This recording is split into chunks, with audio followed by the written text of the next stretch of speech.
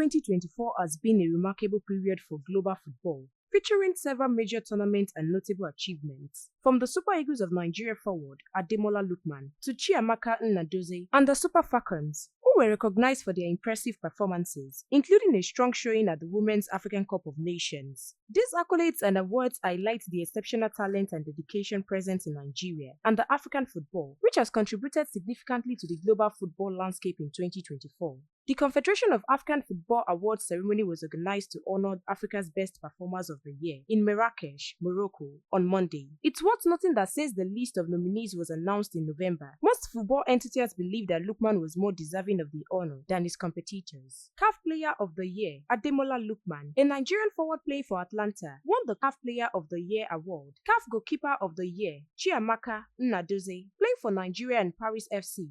CAF National Team of the Year, Nigeria. Nigerians are not left out of the men's CAF Best 11.